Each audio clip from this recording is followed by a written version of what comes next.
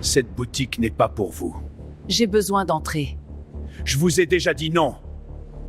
Quand deux agents de sécurité et le directeur d'une bijouterie de luxe dans un centre commercial empêchèrent une femme noire d'entrer dans la boutique, ils n'imaginaient pas qui elle était, ni le pouvoir qu'elle aurait pour changer leur vie à jamais. « Cette boutique n'est pas pour vous. » L'agent de sécurité bloqua la porte avec son corps. La femme vêtue de noir s'arrêta, la main encore tendue vers la poignée. Elle avait 42 ans, la peau noire, les cheveux crépus attachés en un chignon désordonné. De profondes cernes marquaient son visage sans maquillage. Son chemisier en coton noir était froissé. Ses baskets usées avaient des taches sur les côtés. « J'ai besoin d'entrer », dit-elle d'une voix fatiguée. « Je vous ai déjà dit non », répéta le vigile, la regardant de haut en bas à cause de ses vêtements. « Allez chercher ailleurs. » Elle regarda par-dessus son épaule vers l'intérieur de la boutique. Ses yeux parcoururent la vitrine intérieure, cherchant quelque chose de précis. Son expression devint confuse, puis inquiète. « S'il vous plaît, » insista-t-elle. « C'est important. » Un second agent de sécurité s'approcha sur le côté, bloquant complètement l'entrée. Il était plus jeune, 30 ans, lui aussi blanc, musclé. « Madame, vous êtes sourde ?» demanda le second d'un ton plus agressif.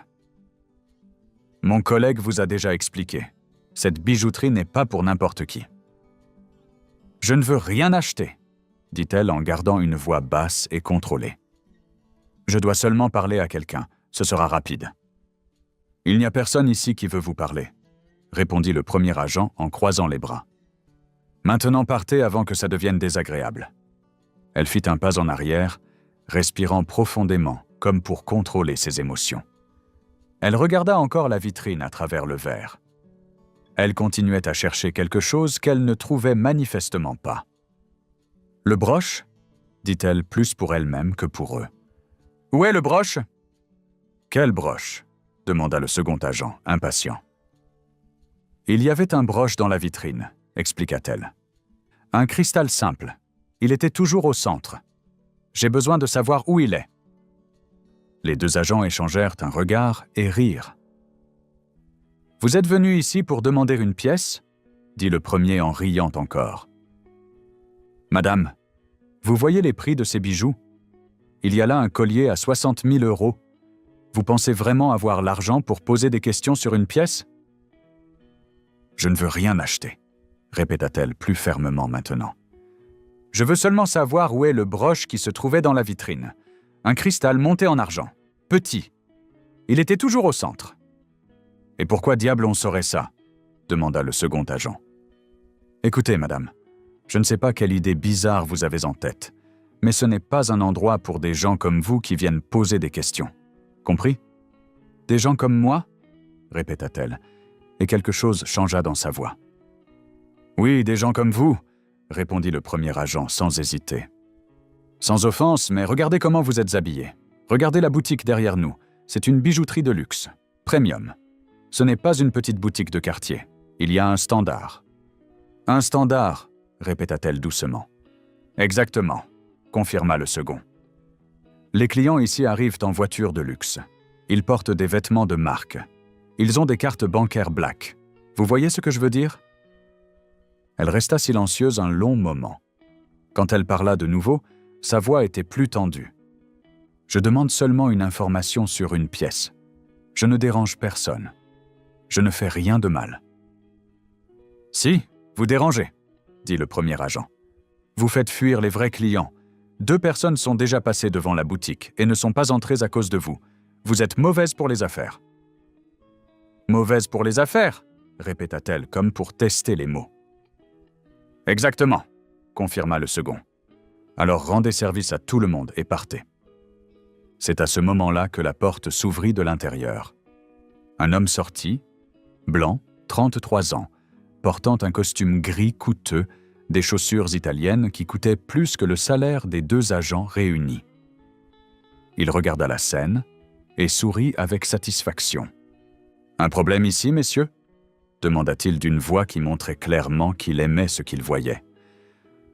Aucun, monsieur Raphaël, répondit le premier agent. On explique juste à la dame que la boutique a un certain standard.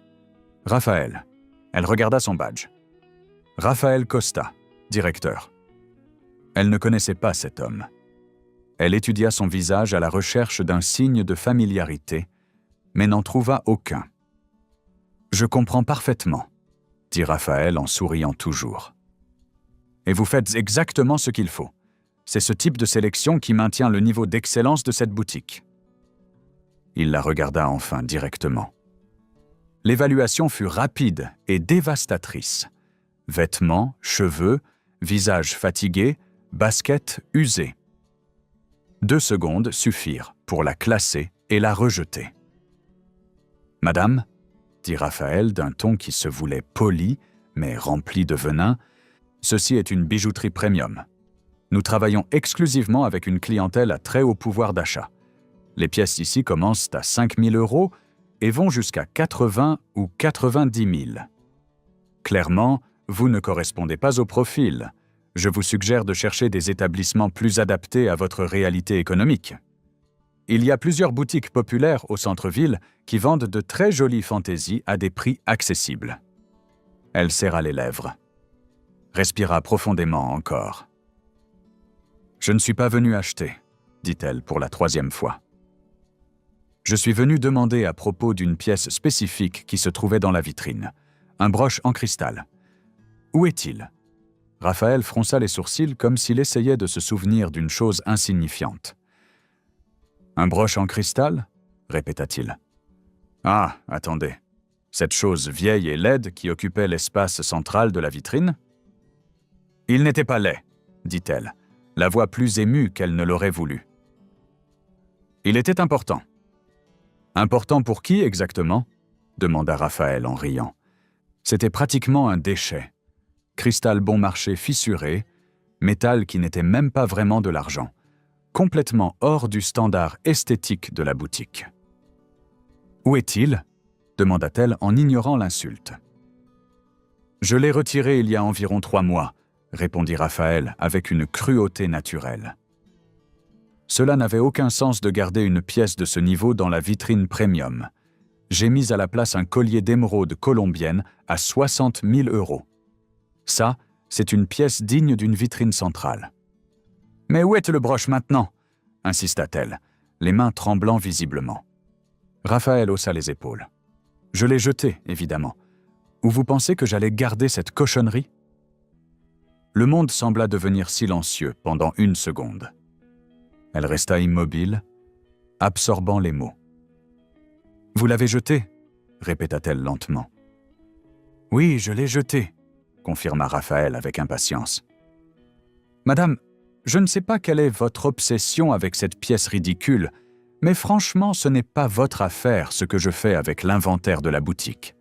Maintenant, si vous permettez, j'ai de vrais clients qui attendent à l'intérieur. »« Vous n'aviez pas le droit » dit-elle d'une voix qui commençait à trembler.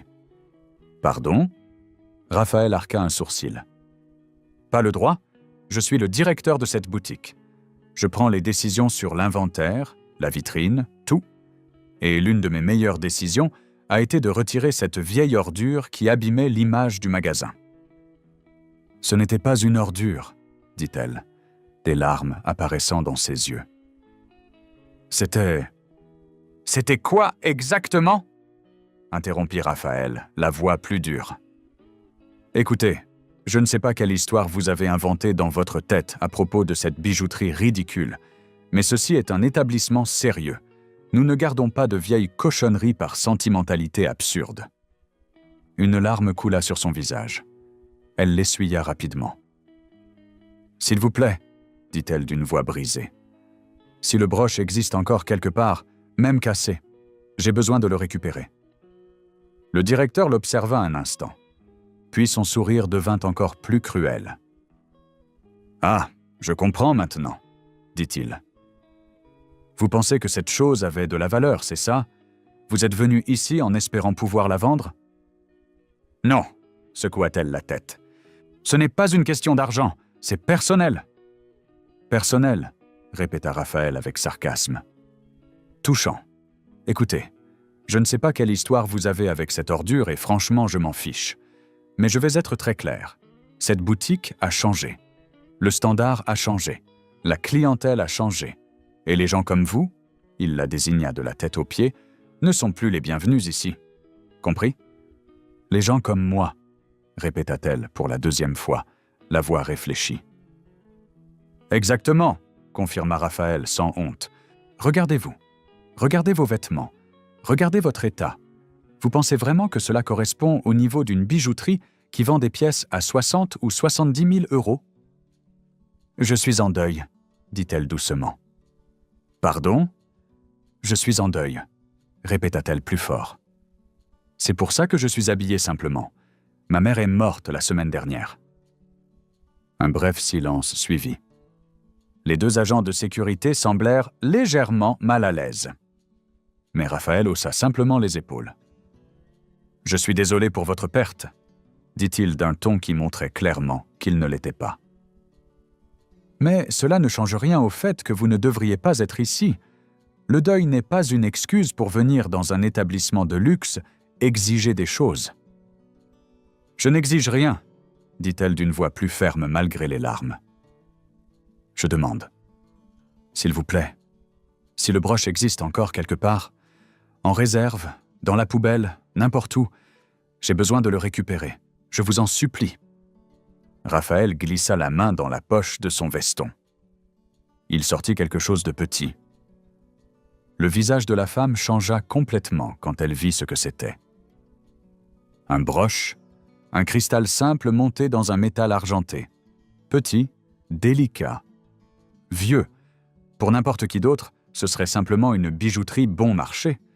Mais à la façon dont ses yeux s'ouvrirent et sa respiration s'arrêta, c'était infiniment plus que cela.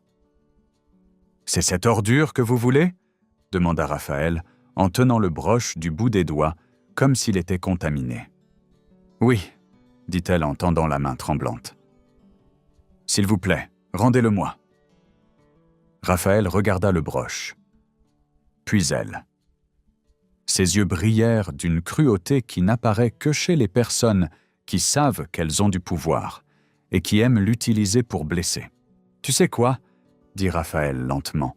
« J'allais jeter ça à la poubelle là-dedans. Mais tu sais quoi? Je crois que je vais le jeter maintenant. Devant toi. »« Non, » dit-elle, et sa voix sortit comme une supplication.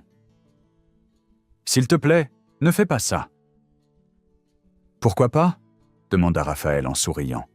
« C'est un déchet, tu l'as dit toi-même, ça ne vaut rien. »« Ça vaut pour moi, » dit-elle avec des larmes qui coulèrent maintenant ouvertement. « S'il te plaît, je t'en supplie. »« Tu me supplies ?»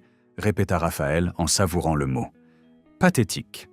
Et alors, avec un mouvement délibéré et théâtral, Raphaël jeta le broche dans la grande poubelle en métal qui se trouvait à côté de la porte de la boutique.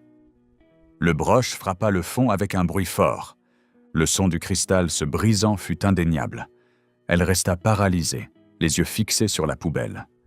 Elle resta simplement là, à traiter ce qu'elle venait de voir. « Voilà », dit Raphaël en essuyant ses mains de manière théâtrale. « Problème résolu. Maintenant, pour la dernière fois, dégage d'ici avant que j'appelle la police pour de vrai et que tu sois arrêté pour trouble à l'ordre public et intrusion. » Lentement, comme si elle était en transe, elle s'agenouilla. Elle plongea la main dans la poubelle. Elle fouilla parmi des papiers froissés, des gobelets de café jetables et des serviettes sales. Ses doigts cherchèrent jusqu'à trouver. Le broche, elle le sortit avec un soin extrême. Le cristal était maintenant cassé en deux. Le métal était tordu. Mais elle le tenait à deux mains comme s'il s'agissait d'une relique sacrée profanée. « Pathétique !» répéta Raphaël en secouant la tête avec dégoût. « Fouiller dans les ordures pour un bijou minable. Vous voyez ça, les gars? C'est exactement pour ça qu'on doit maintenir un standard. Parce que sinon des gens comme ça viennent ici faire une scène ridicule. » Elle se releva lentement. Elle essuya le broche avec la manche de son chemisier. Ses mains tremblaient violemment maintenant. Pas de peur. mais d'une rage contenue si profonde qu'elle semblait brûler de l'intérieur. C'est alors qu'une femme s'approcha de la boutique. Elle était noire, elle aussi, environ 40 ans, vêtue d'un costume exécutif coûteux, talons hauts et maquillage impeccable. Elle tenta d'entrer, et le second agent de sécurité la bloqua automatiquement. « Vous avez un rendez-vous » demanda l'agent. La femme s'arrêta, confuse. « Un rendez-vous ? Pour entrer dans un magasin ? » « C'est la nouvelle procédure, » expliqua l'agent. « Service exclusif uniquement sur rendez-vous préalable. » La femme regarda à l'intérieur de la boutique, à travers la vitre. Il y avait 3 clientes à l'intérieur, toutes blanches, toutes élégamment habillées, et au moins 5 vendeurs discutant sans rien faire. « La boutique est pratiquement vide, » dit-elle. « Capacité maximale atteinte, » répondit l'agent. La femme regarda la première femme qui tenait toujours le broche cassé. Puis Raphaël, observant la scène avec satisfaction. Puis le garde. « Je comprends parfaitement ce qui se passe ici, » dit-elle d'une voix glaciale. « Je ne vois pas de quoi vous parlez, » dit Raphaël en s'approchant. « Nous maintenons simplement un standard de service. C'est une bijouterie premium, ce n'est pas pour n'importe qui. »« Je suis chirurgienne cardiovasculaire, » dit la femme. « Je gagne 42 000 € par mois. Je suis venue acheter un cadeau d'anniversaire pour ma mère. Mon budget était de 15 000 €. Mais je crois que je vais dépenser cet argent ailleurs. »« Faites comme vous voulez, » répondit Raphaël avec mépris. « Nous avons largement assez de clients sans avoir besoin de... » Il fit une pause en la regardant de haut en bas. « Sans avoir besoin d'élargir notre profil de clientèle. »« Vous allez regretter ça, » dit la médecin d'une voix contrôlée, mais pleine de promesses. « Je vous le garantis. »« Des menaces vides, » dit Raphaël en riant. « Jules, Marcelo, si quelqu'un d'autre d'inapproprié apparaît, vous connaissez la procédure. Je ne veux pas ce genre de gens près de la porte. Compris ? » « Compris, monsieur Raphaël, » répondirent les 2 agents en même temps. Raphaël se retourna et entra dans la boutique. Avant de fermer la porte, il s'arrêta et regarda une dernière fois la première femme tenant le broche cassé. « Et vous ?» dit Raphaël en pointant du doigt. « Si je vous vois encore près de cette boutique, j'appelle vraiment la police. Et vous verrez ce que c'est que d'être arrêté pour trouble à l'ordre public. Maintenant disparaissez. » La porte se ferma, le verre blindé séparant 2 mondes. À l'intérieur, luxe, lumière, musique douce, cliente blanche riant. À l'extérieur, trottoir gris, soleil brûlant, 2 femmes noires se regardant. « Vous allez bien ?» demanda doucement la médecin. La première femme regarda le broche dans ses mains. Le cristal cassé. Le métal tordu. Puis la boutique, puis le broche. « Non, » répondit-elle honnêtement. « Je ne vais pas bien. »« Je m'appelle Jessica, » dit la médecin. « Jessica Andrade, chirurgienne à l'hôpital Saint-Louis. »« Enchantée, » répondit la première femme sans quitter le broche des yeux. « Puis-je demander ?» hésita Jessica. « Pourquoi ce broche est si important ?» La femme resta silencieuse un long moment. Quand elle parla enfin, sa voix était pleine d'une douleur ancienne. « Ma grand-mère me l'a donné, » dit-elle doucement. « J'avais 12 ans. Elle était en train de mourir. Cancer. Elle m'a dit qu'un jour j'aurais ma propre bijouterie. Et que quand ce jour viendrait, je devrais mettre ce broche au centre de la première vitrine, que ce serait mon porte-bonheur. » Jessica resta silencieuse. « Elle est morte 3 jours plus tard, » continua la femme.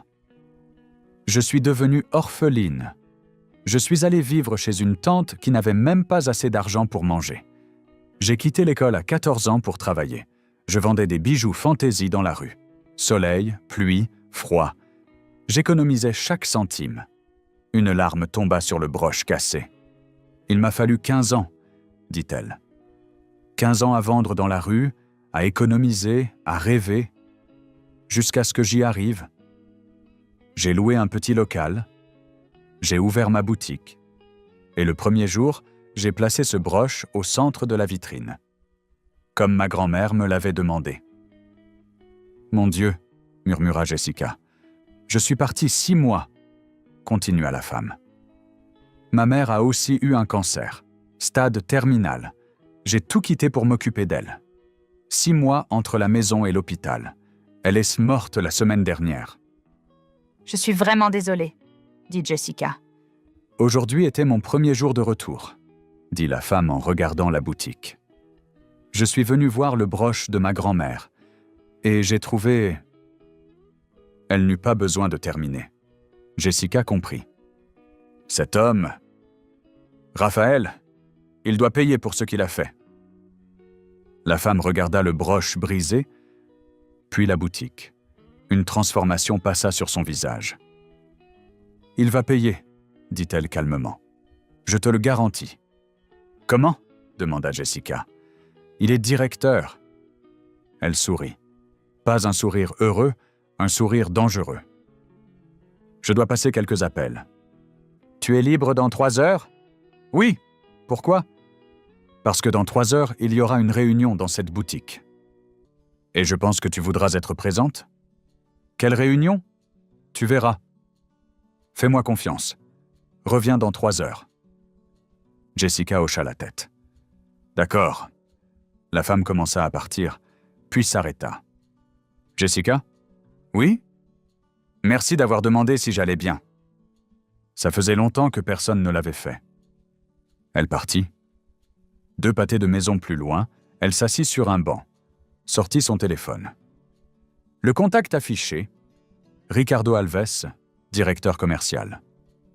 C'était l'un des rares cadres qu'elle avait gardé depuis le début. Celui à qui elle avait laissé la boutique, celui qui avait engagé Raphaël. Son doigt trembla. Une partie d'elle voulait abandonner. Une autre voulait se battre. Elle regarda la place autour d'elle. Une mère jouant avec son enfant. Un vieil homme nourrissant des pigeons. Un adolescent avec des écouteurs. La vie normale, et elle là, avec le broche cassé, et le cœur encore plus cassé. Le téléphone sonna. Numéro inconnu. « Allô ? C'est vous qui étiez devant la bijouterie ? Qui parle ? Je m'appelle Teresa. Je travaille dans la boutique. J'ai tout vu. Et je vous ai reconnu. » Son cœur accéléra. « Vous m'avez reconnu ? Oui. Vous avez disparu pendant 6 mois. Personne ne nous a expliqué pourquoi. Puis Raphaël est arrivé. Et tout a changé. » Comment ça ? Il a licencié tout le personnel ancien. 8 personnes en 6 mois. La voix de Teresa trembla. Il ne garde que ceux qui correspondent à son standard. Quel standard ? demanda-t-elle, alors qu'elle connaissait déjà la réponse. Jeune, blanc.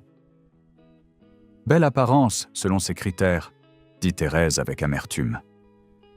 Je suis encore là seulement parce que je suis la meilleure vendeuse. Mais je sais que mes jours sont comptés, moi aussi. J'ai 52 ans. Dans sa tête, c'est déjà trop vieux. Elle serra le téléphone plus fort. « Thérèse, j'ai besoin que vous m'aidiez, » demanda-t-elle. « N'importe quoi, » répondit Thérèse immédiatement. « Combien d'anciens employés restent encore » demanda-t-elle. « 5. Sur les 15 qu'il y avait, il n'en reste que 5. Appelez-les tous, discrètement. Dites-leur de venir à la boutique dans 3 heures. Salle de réunion. Ne dites rien à Raphaël. Vous allez... » Thérèse laissa sa question en suspens. « Je vais régler ça, » dit-elle d'une voix ferme. « Aujourd'hui. »« Merci, mon Dieu, » dit l'employé avant de se mettre à pleurer. « On souffre tellement. Tellement. Merci. Merci d'être revenu. Ne me remerciez pas encore, » dit-elle. « Réunissez simplement tout le monde. Et Thérèse ? Oui ? C'est 8 personnes qui ont été licenciées. Vous avez leurs coordonnées ? Oui. Appelez-les. Dites-leur de venir aussi. Tous. Dans 3 heures. » La femme raccrocha et inspira profondément. Elle regarda de nouveau le nom affiché sur l'écran. Richard Alves. Elle appuya sur appeler. « Allô ?» répondit une voix masculine. « Richard, c'est moi. » Un silence s'installa de l'autre côté. Puis, « Clarisse, c'est toi ?» Clarisse, enfin son nom, Clarisse Mendes, 42 ans, fondatrice et propriétaire de la bijouterie et de ses 12 succursales réparties dans toute la ville. C'est moi, confirma Clarisse. Mon Dieu, Clarisse, dit Richard d'une voix chargée de soulagement. Où étais-tu? J'ai essayé de t'appeler 1000 fois. J'ai envoyé des messages. J'étais inquiet. Tu n'étais pas assez inquiet pour venir me voir? Répondit Clarisse froidement. Je ne savais pas où tu étais, se défendit Richard. Tu avais disparu. J'étais à l'hôpital, dit Clarisse. À m'occuper de ma mère en train de mourir. J'ai envoyé un email pour prévenir. J'ai tout laissé documenter. Tu savais où j'étais. Un silence gênant s'installa sur la ligne. Clarisse, je suis désolé pour ta mère, dit Richard. Vraiment. Mais l'entreprise devait continuer à fonctionner. J'ai dû prendre des décisions. Comme embaucher Raphaël Costa? Demanda Clarisse directement. C'est un excellent directeur, se défendit Richard. Les ventes ont augmenté de 20% dans l'unité principale. Au prix de quoi, exactement? Demanda la propriétaire. De quoi est-ce que tu parles? Demanda Richard, confus. Tu vas le découvrir, dit Clarisse. Réunis tous les directeurs des 12 boutiques. Je les veux tous à l'unité principale dans 3 heures. Grande salle de réunion. Clarisse, je ne peux pas simplement... commença Richard. Réunis-les, dit Clarisse d'une voix qui n'acceptait aucune discussion. Maintenant. C'est un ordre. Mais, tenta Richard. Richard, l'interrompit Clarisse. Je suis propriétaire de 100% de cette entreprise. Chaque centime investi est à moi. Chaque décision finale est la mienne. Et je te donne un ordre direct. Réunis les directeurs. 3 heures. Tous. Oui, madame, répondit Richard, vaincu. Et Richard? Ajouta Clarisse avant de raccrocher. Oui? Toi aussi, tu as beaucoup de choses à expliquer. Elle raccrocha avant qu'il ne puisse répondre. Appel suivant. Son avocat. Maître Auguste, dit Clarisse quand il décrocha. Clarisse, quel plaisir d'entendre votre voix, répondit l'avocat. Toutes mes condoléances pour votre mère. Vous avez reçu les fleurs? Oui, merci, dit Clarisse. Maître Auguste, j'ai besoin de documents en urgence. Les actes de propriété de l'entreprise, les contrats, le numéro d'immatriculation. Tout ce qui prouve que je suis propriétaire à 100% de la chaîne de bijouterie. Bien sûr, j'ai tout ça ici. Mais pourquoi cette urgence? Demanda Maître Auguste. Parce que dans 3 heures, j'aurai une réunion où je vais devoir prouver qui je suis, dit Clarisse. Envoyez-moi tout par email, maintenant. Et si vous pouvez, venez en personne aussi.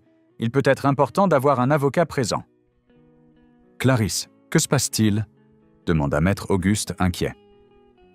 Vous verrez, répondit-elle. Faites-moi confiance et envoyez tous les documents. Tous. La propriétaire raccrocha et fixa son téléphone un instant avant de passer un dernier appel. Celui-là fut plus difficile.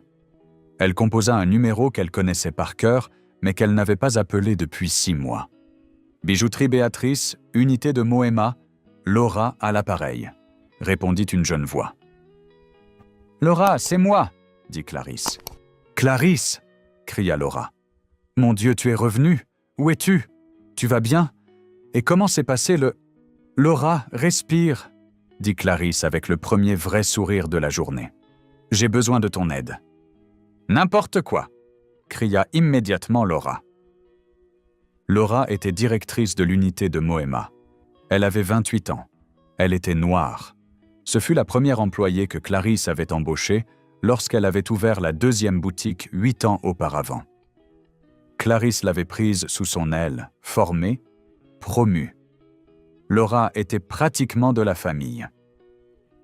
Réunis tous les employés des 3 unités de la zone sud, ordonna Clarisse. Peu importe l'heure, paye des heures supplémentaires à ceux qui doivent partir plus tôt. Je veux tout le monde à l'unité principale dans 3 heures. Tout le monde? Demanda Laura. Clarisse, ça fait presque 40 personnes. Je sais, confirma Clarisse. 40 personnes qui ont besoin de voir ce qui va se passer. Fais-moi confiance. Je te fais toujours confiance, répondit Laura sans hésiter. Mais dis-moi, tu vas bien? Après tout ça... Sa voix se brisa. Clarisse sentit un nœud dans sa gorge. En vérité, pas vraiment, dit Clarisse honnêtement. Je ne vais pas bien, mais j'irai mieux, je te le promets. Aide-moi juste aujourd'hui, d'accord ? Toujours, promit Laura. Dans 3 heures, tout le monde sera là. La propriétaire raccrocha et regarda de nouveau le broche cassé qu'elle venait de sortir de sa poche. Elle passa doucement le doigt sur le cristal brisé. « Grand-mère, » murmura-t-elle, « si tu me vois de quelque part, aide-moi, parce que je vais avoir besoin de force aujourd'hui. » La jeune femme rangea le broche avec soin, se leva du banc et commença à marcher en direction de la bijouterie. 3 heures. Dans 3 heures, Raphaël allait découvrir qui elle était vraiment. Dans 3 heures, tout le monde allait le découvrir.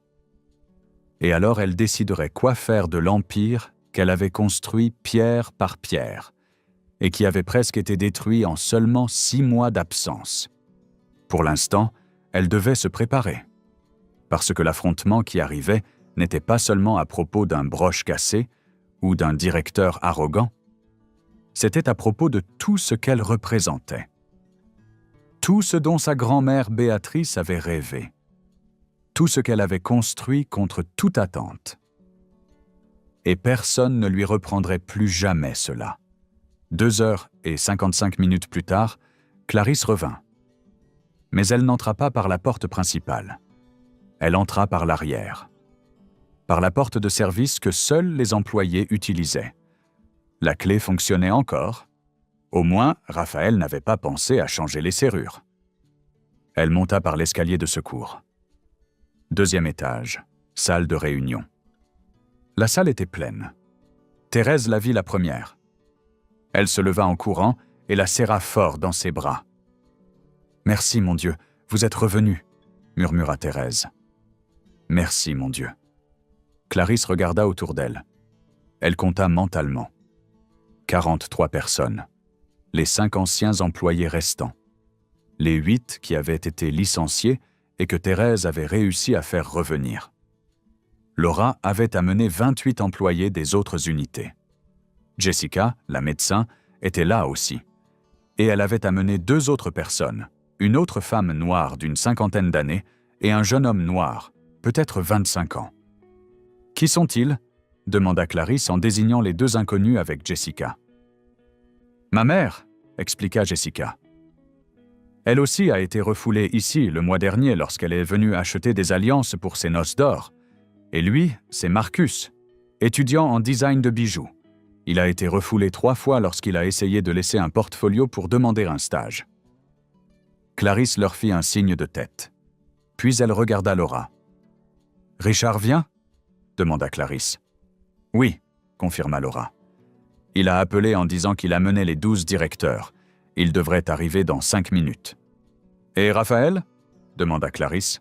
« Il est encore en bas à servir les clients » répondit Thérèse. « Il n'a aucune idée de ce qui se passe. »« Parfait » dit Clarisse. « Gardons les choses ainsi jusqu'au bon moment. » Elle marcha jusqu'au bout de la table, sortit le broche cassé de sa poche et le posa sur la table. Tout le monde le regarda. Ils virent un cristal brisé, le métal tordu. Certains des anciens employés le reconnurent. « C'est le broche de la vitrine » murmura l'un d'eux. « C'était » corrigea Clarisse. « Il a été jeté à la poubelle aujourd'hui, par Raphaël, devant moi. » Les personnes présentes se regardèrent, choquées. Des murmures commencèrent à se répandre dans la salle. « Il ne savait pas qui vous étiez » demanda Laura. « Non » répondit Clarisse. « Et même s'il l'avait su, je doute que cela aurait changé quoi que ce soit. » La porte s'ouvrit. Richard entra, suivi de 12 personnes, les directeurs de toutes les boutiques. Il s'arrêta en voyant Clarisse. Son visage devint pâle. « Clarisse » commença Richard. « Assieds-toi » dit Clarisse en désignant une chaise.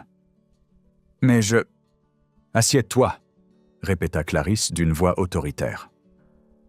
Richard s'assit. Les autres directeurs restèrent debout, confus, regardant tour à tour Richard et cette femme en noir simple qui semblait commander toute la salle. « Qui êtes-vous » demanda l'une des directrices. « Je m'appelle Clarisse Mendes, répondit-elle calmement. Je suis la fondatrice et propriétaire à 100% de cette chaîne de bijouterie. Tout le monde s'arrêta de parler au même instant. La propriétaire ? Répéta une autre directrice. La propriétaire ? Confirma Clarisse. J'ai été absente 6 mois pour m'occuper de ma mère qui est morte d'un cancer. Je suis revenue aujourd'hui et j'ai trouvé... Elle pointa le broche cassé. Ça. Je peux expliquer, commença Richard. Tais-toi, dit Clarisse sans élever la voix, mais avec une intensité qui fit se ratatiner Richard. Tu parleras quand je te le dirai. Pour l'instant, écoute. Elle se tourna vers les employés réunis. Combien d'entre vous ont subi une forme de préjugé ou de discrimination au cours des 6 derniers mois ? Demanda Clarisse. Lentement, des mains commencèrent à se lever. 1, 3, 5, 10, 15, 20. À la fin, 28 mains étaient levées sur 43 personnes présentes. « Thérèse, » dit Clarisse, « raconte à tout le monde ce que tu m'as dit au téléphone. » Thérèse prit une grande inspiration. « Raphaël a pris le poste de directeur il y a 4 mois, » commença Thérèse. Dès la première semaine, il a tout changé. Il a licencié Sonia, l'ancienne directrice, en disant qu'elle n'avait pas une vision moderne. Sonia avait 54 ans. Elle était noire. Elle travaillait ici depuis 12 ans. Ensuite, ce fut Georges, continua Thérèse. Vendeur depuis 8 ans. Noir. 47 ans. Raphaël a dit qu'il ne correspondait pas aux nouveaux standards esthétiques de la boutique. Puis Carolina, compléta un autre employé. 22 ans. Noir. Raphaël a dit que ses cheveux crépus n'étaient pas assez professionnels pour une clientèle premium. Un par un, les 8 employés licenciés racontèrent leur histoire. Toutes identiques, toujours avec une excuse différente, toujours avec la même fin. Quand ils eurent terminé, la propriétaire se tourna vers Richard. « Tu étais au courant ?» demanda Clarisse. Richard avala difficilement. Je savais que Raphaël faisait des changements structurels. Des changements structurels ? Clarisse explosa pour la première fois.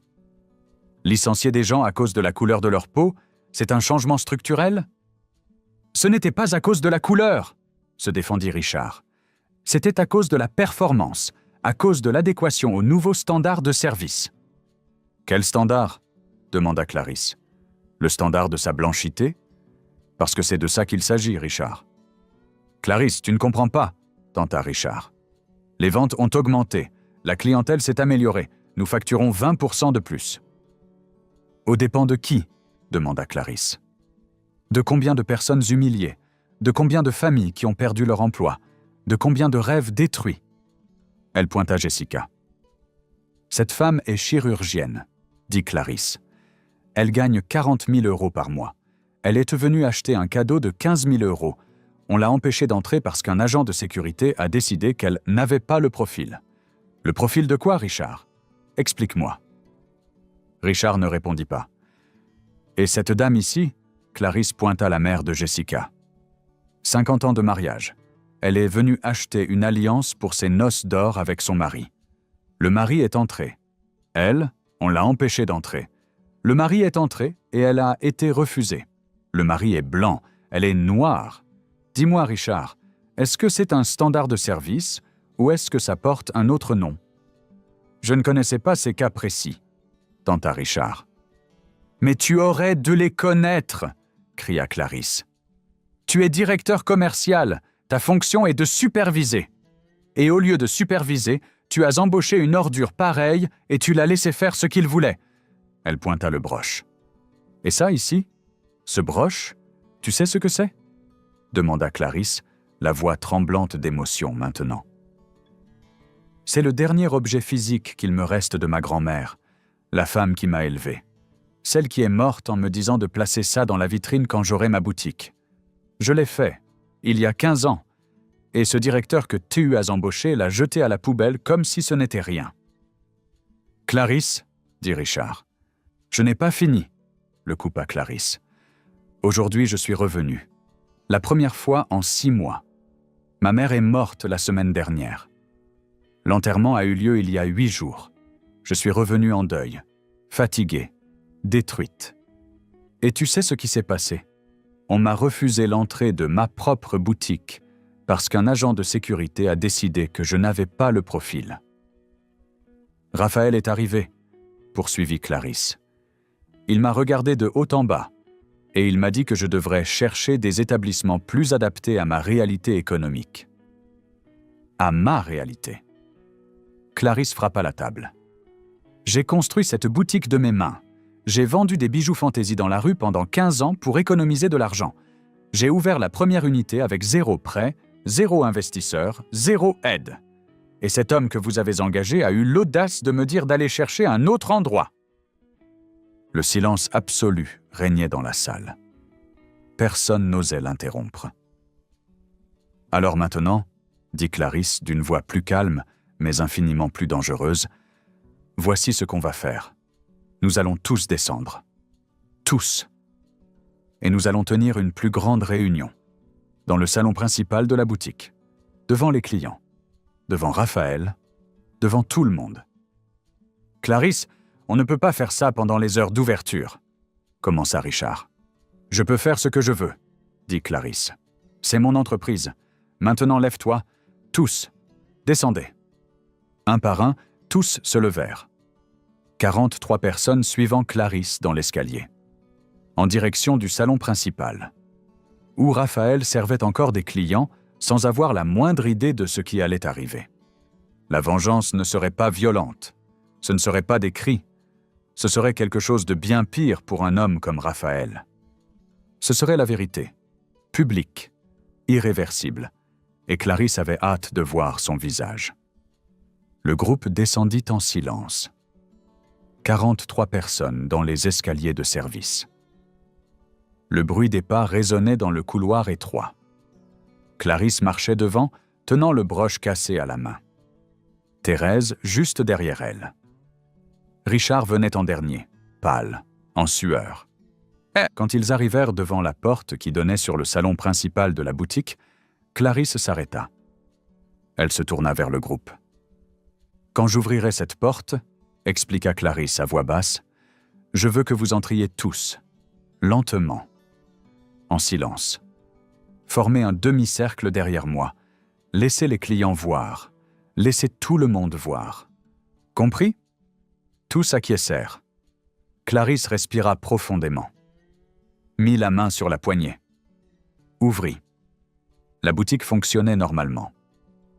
5 clientes, toutes des femmes blanches portant des vêtements chers, regardèrent les vitrines. 6 vendeurs circulaient. Une musique douce jouait.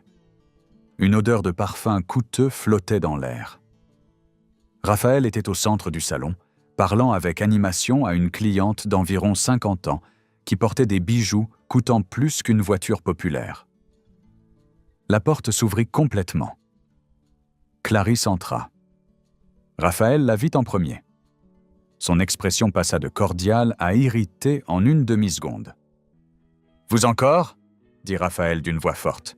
« Je vous ai prévenu que j'appellerais la police si vous reveniez. » Les clientes cessèrent de regarder les bijoux et se tournèrent pour voir ce qui se passait. Les vendeurs se figèrent. Puis, davantage de personnes commencèrent à entrer. 1, 3, 5, 10, 20, 30, 40. 43 personnes entrant et formant un demi-cercle derrière Clarisse. Raphaël devint pâle. « Qu'est-ce que c'est que ça ?» demanda Raphaël en regardant autour de lui, nerveux. « C'est une réunion, » dit Clarisse calmement. « Une réunion d'urgence, de toute l'équipe et de quelques invités spéciaux. » Raphaël vit Richard au fond du groupe. Ses yeux s'écarquillèrent. « Monsieur Richard, que se passe-t-il » demanda Raphaël, confus. « Pourquoi tout le monde ?»« Tais-toi, Raphaël, » dit Richard d'une voix lasse. « Tais-toi simplement. » Raphaël regarda de nouveau Clarisse. Il étudia son visage plus attentivement cette fois. Quelque chose passa dans ses yeux. De l'incertitude de la peur, mais il n'y avait toujours pas de reconnaissance. « Qui êtes-vous » demanda Raphaël. « Je m'appelle Clarisse Mendes », dit Clarisse assez fort pour que tout le monde dans la boutique l'entende. « J'ai 42 ans. J'ai grandi orpheline. J'ai été élevée par ma grand-mère, morte d'un cancer quand j'avais 12 ans. J'ai quitté l'école à 14 ans pour vendre des bijoux fantaisie dans la rue. J'ai fait ça pendant 15 ans. Soleil, pluie, froid, danger. 15 ans à économiser chaque centime pour réaliser le rêve que ma grand-mère avait planté dans ma tête avant de mourir. Toutes les clientes regardaient, maintenant, complètement immobiles. Personne ne bougeait un muscle. « Il y a 15 ans, continua Clarisse, j'ai réussi à réunir assez d'argent pour louer un petit local de 20 mètres carrés. J'ai ouvert ma première bijouterie. Sans prêt, sans investisseur.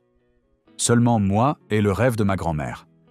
Et le premier jour, j'ai mis ceci, elle leva le broche cassé, dans la vitrine centrale. C'était ma façon de lui dire que j'y étais arrivé. Raphaël commençait à transpirer maintenant. Aujourd'hui, dit Clarisse, je suis revenu après 6 mois d'absence. Je m'occupais de ma mère, morte d'un cancer en phase terminale. Son enterrement a eu lieu il y a 8 jours. Je suis revenu en deuil, fatiguée, détruite. Et tu sais ce qui s'est passé, Raphaël ? Raphaël ne répondit pas. Il restait simplement là à la regarder, les yeux de plus en plus grands. On m'a refusé l'entrée, dit Clarisse. Par 2 agents de sécurité que tu as engagés. Ils ont dit que je n'avais pas le profil pour cette boutique.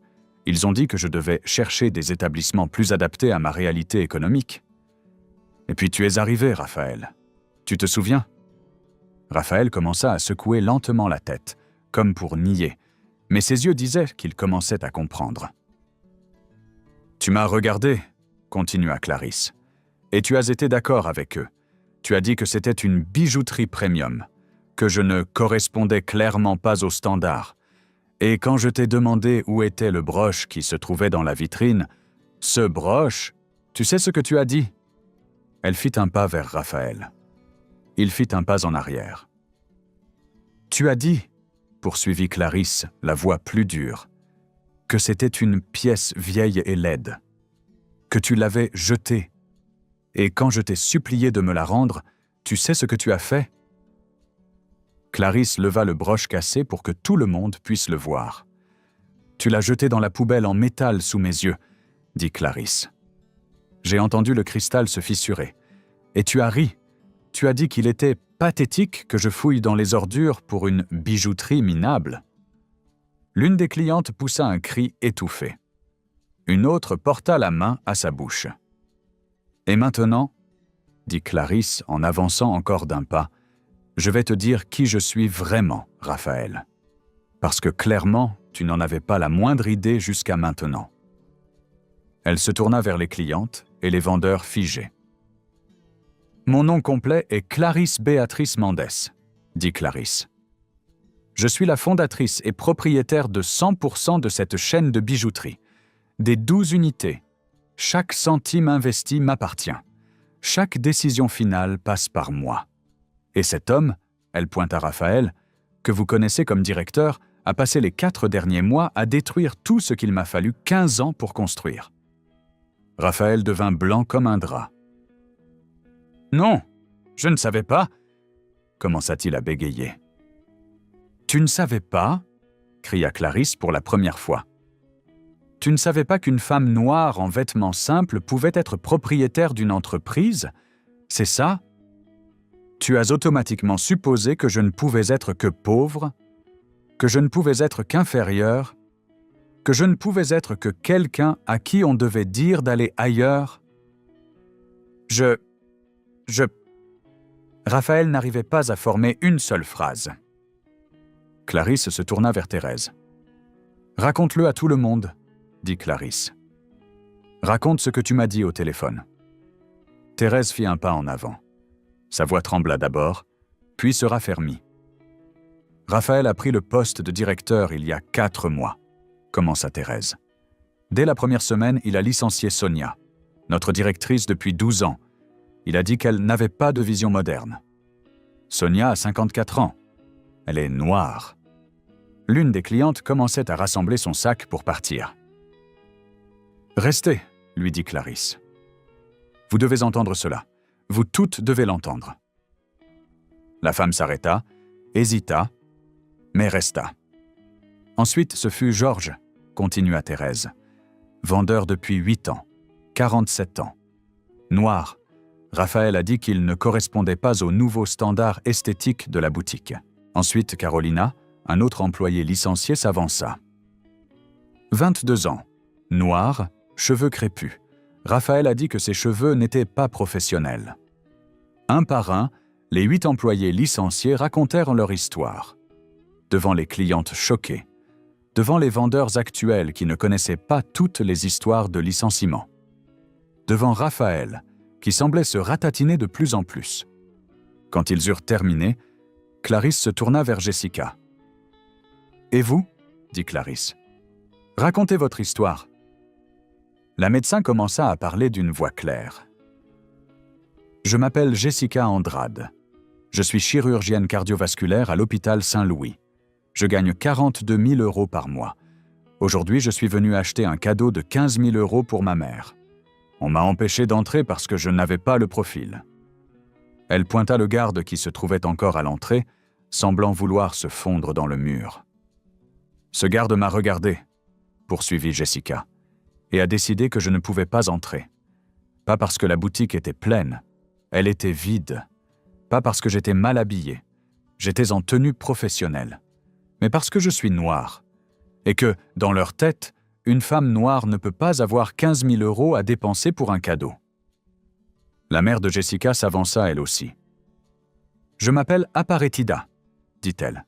« Je fête 50 ans de mariage le mois prochain. Je suis venue acheter mon alliance de noces d'or avec mon mari. Mon mari est entré. Moi, on m'a refusé l'entrée. Mon mari est blanc. Moi, je suis noir. On nous a séparés à la porte de la boutique comme si nous étions des chiens de races différentes. » L'une des clientes commença à pleurer en silence. Une autre semblait visiblement mal à l'aise. Une troisième tenait déjà son téléphone à la main, voulant clairement filmer, mais n'osant pas encore. « Et ce n'est pas tout, » dit Clarisse en se tournant vers les vendeurs actuels. « Combien d'entre vous ont subi des pressions de Raphaël pour décourager les clients qui ne correspondaient pas au profil ?» 3 vendeurs levèrent timidement la main. « Parlez » demanda Clarisse. Une vendeuse d'environ 25 ans, blanche, blonde, fit un pas en avant. « Je m'appelle Béatrice », dit-elle nerveusement. « Raphaël m'a donné une instruction claire. Si un client arrivait habillé trop simplement, surtout s'il était noir ou plus âgé, on devait... » Elle avala sa salive. « On devait mettre du temps à le servir. On devait lui montrer seulement les pièces les plus chères. On devait rendre le service tellement inconfortable que la personne abandonne et parte. »« Et vous l'avez fait ?» demanda Clarisse, sans jugement dans la voix. « Oui, » admit Béatrice en commençant à pleurer. « Je l'ai fait, parce que j'avais peur d'être licenciée, parce que j'ai vu ce qui était arrivé aux autres. Et je me déteste pour ça. Je suis désolée. Je suis vraiment désolée. » Clarisse hocha la tête. « Vous n'êtes pas la méchante ici, » dit Clarisse. « Vous avez été contrainte. Cela s'appelle du harcèlement. » Elle se retourna vers Raphaël, qui tremblait visiblement maintenant. « Alors, Raphaël, » continua Clarisse, « voilà les changements structurels que vous avez mis en place. Une destruction complète des valeurs que cette entreprise a été fondée pour représenter. J'essayais d'augmenter les ventes, » tenta Raphaël pour se défendre d'une voix faible. « Monsieur Richard m'a dit que... » « Ne me mêle pas à ça !» cria Richard depuis le fond. « Je ne t'ai jamais dit de discriminer qui que ce soit. »« Mais vous avez dit « élever le niveau !» Raphaël se tourna désespérément vers lui. « Vous avez dit que vous vouliez une clientèle premium. Je faisais juste... » « Une clientèle premium ne veut pas dire une clientèle blanche, » dit Richard. « Ça veut dire une clientèle qui peut acheter. Et tu as fait perdre des milliers d'euros de vente parce que tu as décidé qu'une femme noire ne pouvait pas avoir d'argent. Clarisse leva la main pour demander le silence. « Ça suffit, dit-elle. Richard, vous avez aussi votre part de responsabilité ici. Vous l'avez embauché. Vous ne l'avez pas correctement supervisé. Vous devrez répondre de cela également. Mais maintenant, il s'agit de lui. » Elle fit un pas de plus. Elle se trouvait à moins d'1 mètre de Raphaël. « Raphaël Costa, dit Clarisse d'un ton formel, vous êtes licencié. Pour faute grave. Racisme, discrimination, harcèlement moral, destruction de biens personnels. Et surtout, pour être exactement le type de personne que cette entreprise a été créée pour combattre. »« Vous ne pouvez pas !» commença Raphaël. « Je peux tout !» cria Clarisse. « C'est mon entreprise. Ma grand-mère est morte en me disant de créer un endroit où tout le monde serait le bienvenu. Riche, pauvre, noir, blanc, jeune, vieux, tout le monde. Et vous avez transformé cela en club exclusif pour les gens qui vous ressemblent. » Elle pointa la porte. « Sortez, dit Clarisse. Maintenant, sans vos affaires, sans vos excuses, sans rien. Sortez, c'est tout. » « Mais il faut que je... » tenta Raphaël. « Sortez !» cria Clarisse d'une voix qui résonna dans toute la boutique. Raphaël regarda autour de lui en quête de soutien. Il n'en trouva aucun. Les vendeurs regardèrent le sol. Les clientes le regardaient avec dégoût. Richard le regardait avec colère. Les employés licenciés le regardaient avec une satisfaction froide. Raphaël commença à marcher vers la porte. Lentement. Vaincu. Quand il passa près de Clarisse, elle dit à voix basse, mais assez fort pour que les plus proches l'entendent. « Tu sais ce qu'il y a de plus triste, Raphaël ?» dit Clarisse. « C'est que si tu m'avais traité avec le respect le plus élémentaire ce matin, j'aurais écouté tes idées. J'aurais considéré tes suggestions de changement. Parce que j'ai toujours voulu faire grandir l'entreprise. Mais tu as choisi la cruauté. Tu as choisi la discrimination. Et maintenant tu porteras cela toute ta vie. » Raphaël ne répondit pas. Il continua simplement à marcher. Il passa devant les gardes qui l'avaient aidé à la refouler. « Vous aussi, » dit Clarisse à Jules et Marcelo. « Licenciés, pour faute grave, prenez vos affaires et partez. » Les 3 sortirent. La porte se referma derrière eux. Un silence lourd remplit la boutique. Clarisse se tourna vers les clientes qui étaient encore là, figées, après avoir assisté à toute la scène. « Je vous présente mes excuses, » leur dit Clarisse, « pour ce que vous venez de voir. Je sais que ce n'est pas ce que vous vous attendiez à trouver en venant faire des achats, mais c'était nécessaire. Et j'en profite pour vous informer. Cette boutique va connaître des changements, de grands changements. Nous allons revenir à nos racines. Des pièces accessibles heurtées des pièces de luxe. Un service respectueux pour toute personne qui passera cette porte. Si cela ne convient pas à quelqu'un, il y a 12 autres bijouteries dans le centre commercial. » L'une des clientes, celle qui pleurait, s'approcha. « Puis-je dire quelque chose ?» demanda-t-elle. « Bien sûr, » répondit Clarisse. « Je viens ici depuis 3 mois, » dit la femme. « J'ai dépensé plus de 40 000 € en bijoux. On m'a toujours bien traité. Mais j'ai toujours remarqué... » Elle fit une pause. « J'ai toujours remarqué que le traitement changeait selon la personne qui entrait. Je croyais l'imaginer. Mais ce n'était pas le cas, et je me sens horrible de n'avoir rien dit. »« Vous n'aviez aucune obligation de parler, » dit Clarisse avec douceur. « Mais je vous remercie de le reconnaître maintenant. » La femme hocha la tête et sortit rapidement, visiblement bouleversée. Les autres clientes partirent aussi, toutes en silence. Quand la boutique fut vide de clients, Clarisse se tourna vers le groupe. « Thérèse, » dit Clarisse, « vous êtes la nouvelle directrice de cette unité, avec effet immédiat, 20% d'augmentation. » Thérèse ouvrit de grands yeux. « Moi ? Mais j'ai 52 ans. » « Et alors ?» demanda Clarisse. « L'expérience n'a pas d'âge, la loyauté n'a pas d'âge. Vous restez. » Merci, dit Thérèse en commençant à pleurer. Merci, merci. Clarisse se tourna vers les 8 employés qui avaient été licenciés. Vous autres, continua-t-elle, si vous voulez encore revenir, les postes sont ouverts. Même poste qu'avant. 15% d'augmentation en compensation de ce que vous avez subi. Et des excuses formelles de l'entreprise. Vraiment ? Demanda Carolina, incrédule. Même après tout ça ? Même après tout ça ? Confirma Clarisse. Vous n'avez rien fait de mal.